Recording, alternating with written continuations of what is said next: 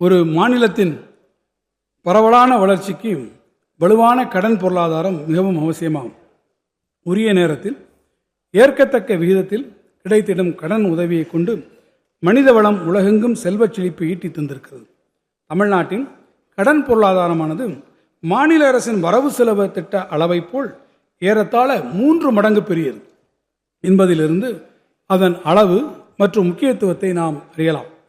வளர்ச்சிக்கான ஒரு காரணியாக கடன் வசதி செயல்படுவதை உணர்ந்து வரும் நிதியாண்டில் முன்னுரிமை துறை கடன்களுக்காக 11 லட்சம் கோடி ரூபாய் கடன் வழங்க இலக்கு நிர்ணயிக்கப்பட்டுள்ளது. இந்த உயரிய இலக்கினை உறுதியாக எய்திட உரிய நடவடிக்கைகள் எடுக்கப்படும். வெளிப்படைத்தன்மை மற்றும் செயல்திறனில் உறுதி கொண்டுள்ள இந்த அரசு மின்னணு கொள்முதல் இணையதளம், இணையவழி மின்னணு வங்கி உத்தரவாத முறை மற்றும் மின்னணு ஒப்பந்ததாரர் பதிவு உள்ளிட்ட டிஜிட்டல் சீர்திருத்தங்களை நடைமுறைப்படுத்தியுள்ளது. 1/4/2023 முதல் கட்டாயமாக்கப்பட்டுள்ள மின்னணு கொள்முதல் இணையதளத்தின் வாயிலாக இதுவரை 4.13 லட்சம் கொள்முதல் ஒப்பந்த புள்ளிகள் கோரப்பட்டுள்ளன.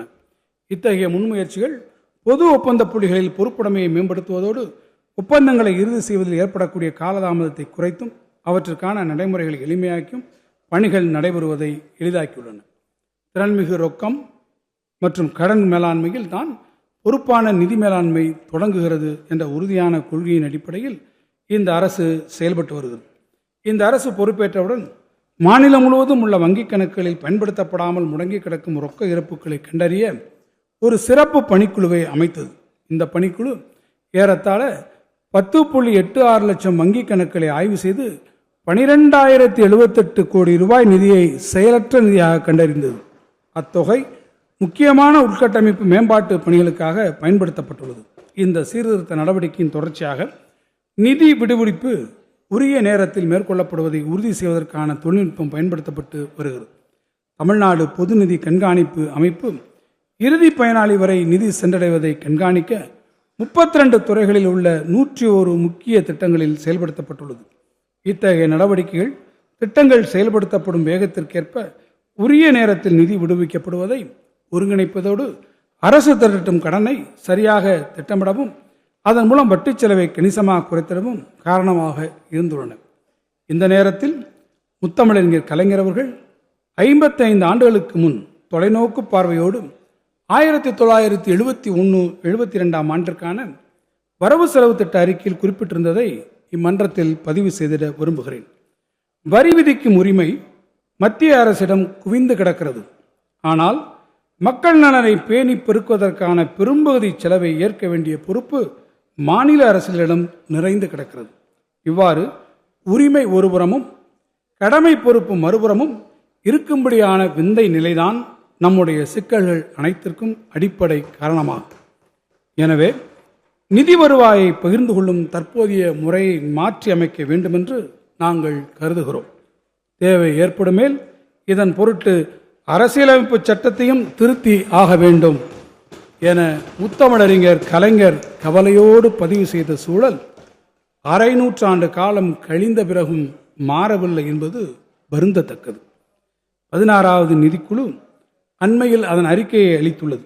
அதன் மீது எடுக்கப்பட்ட நடவடிக்கைகள் குறித்த அறிக்கையை ஒன்றிய அரசு 1/2/2026 அன்று நாடாளுமன்றத்தில் முன்வைத்துள்ளது.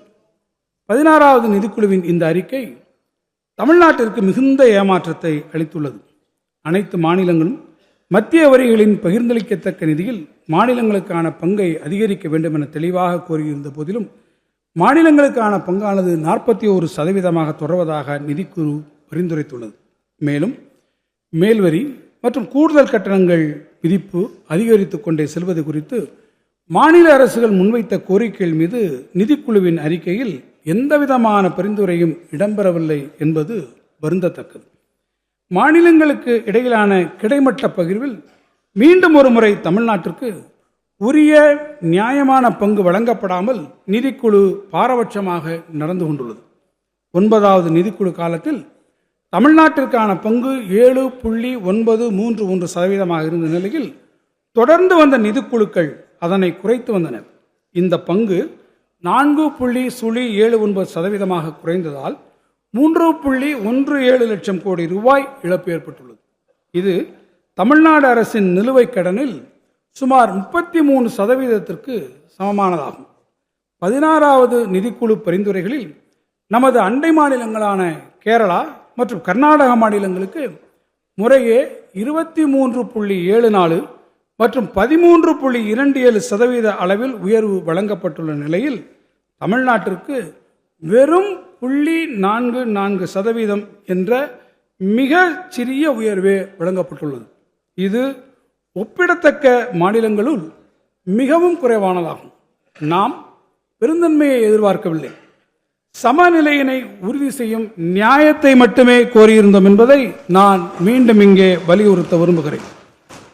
16வது நிதிக்குழுவும் அந்த வகையில் தனது கடமையிலிருந்து தவறியுள்ளது. சட்டமன்ற பேரவை தலைவர் அவர்களே, இதுவரை இந்த அரசின் முக்கிய திட்டங்களை எடுத்துரைத்துள்ள நான் தற்போது மாநிலத்தின் ஒட்டுமொத்த நிதி நிலைமையை விளக்க விழைகிறேன். ஒரு கூட்டாட்சி அரசியலமைப்பில் ஒன்றிய அரசு மாநில அரசுகளை நியாயமற்ற முறையில் நடத்திய பல நிகழ்வுகள் கடந்த காலங்களில் கண்டுள்ளோம்.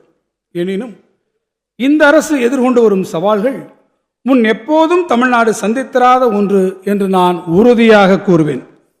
தமிழ்நாட்டிற்கு பெரிய உட்கட்டமைப்பு திட்டங்களை மறுப்பது, ஒன்றிய அரசு பொறுப்பேற்கும் திட்டங்களுக்கான நிதியை விடுவிக்காமல் நிறுத்தி வைப்பது, மாநிலங்களுடன் உரிய ஆலோசனை மேற்கொள்ளாமல் வரி விகிதங்களை சீரமைப்பது அல்லது நியாயமற்ற நிபந்தனைகளுடன் கூடிய திட்ட செலவினங்களை மேற்கொள்ள கட்டாயப்படுத்துதல் என ஒவ்வொரு வழியிலும் தமிழ்நாட்டின் நிதிநிலையில் செயற்கையான நெருக்கடியை ஏற்படுத்துவதற்கான அனைத்து முயற்சிகளையும் ஒன்றிய அரசு மேற்கொண்டு வருவது தெள்ளத் தெளிவாக தெரிகிறது. நடப்பு நிதியாண்டில் அரசு எதிர்கொண்டு வரும் சவால்களில் சிலவற்றை இங்கு நான் பட்டியலிட விரும்புகிறேன். பல்வேறு மாநிலங்களில் ஆட்சேபனைகள் மற்றும் எதிர்ப்புகளுக்கு கருத்தில் கொள்ளாமல் சரக்குகள் மற்றும் சேவைகள் வரி விகிதங்களை சீரமைப்பதற்கு சரக்குகள் மற்றும் சேவைகள் வரி அமைப்பு ஒப்புதல் அளித்தது. இதனால் சரக்குகள் மற்றும் சேவைகள் வரி இழப்பீட்டு நடைமுறை முடிவடைந்ததால் ஏற்கனவே ஏற்பட்டுள்ள நிதி நெருக்கடி இடையில் இந்த வரி விகித மாற்றங்கள் மாநிலங்களின் நிதிநிலையில் மேலும் குறிப்பிடத்தக்க அளவிற்கு தாக்கத்தை ஏற்படுத்தும். நடப்பாண்டில் மட்டும் 9600 கோடி ரூபாய் வருவாய் இழப்பு ஏற்படும் என மதிப்பிடப்பட்டுள்ளது. ஒருங்கிணைந்த சரக்குகள் மற்றும் சேவைகள் வரி வருவாயிலிருந்து முன்னறிவிப்போ அல்லது மாநில அரசுடன் கலந்தாலோசனை இன்றி பெரும் தொகையான 1709 கோடி ரூபாயை இந்திய ரிசர்வ் வங்கியில் உள்ள மாநில அரசின் கணக்கில் இருந்து ஒன்றிய அரசு 2025ஆம் ஆண்டு ஏப்ரல் மாதத்தில் பிடித்தம் செய்தது. இதனால் சரக்குகள் மற்றும் சேவைகள் வரி விதிப்பின் கீழ் வருவாய் குறைவு ஏற்பட்டுள்ளதால் நடப்பு நிதியாண்டில் மாநிலத்தின் நிதிநிலை பாதிக்கப்பட்டுள்ளது.